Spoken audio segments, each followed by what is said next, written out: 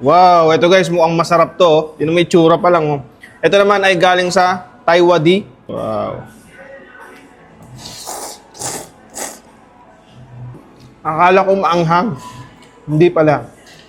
Pero ang rich ng flavor niya. Parang may aftertaste ng hipon sa ibabaw. And then, ganun pa rin ma-creamy. Dilagyan din to ng gatas eh.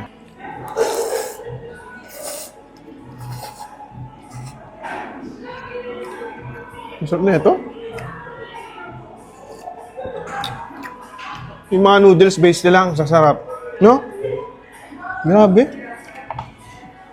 Buti na lang dito tinatao masyado. No?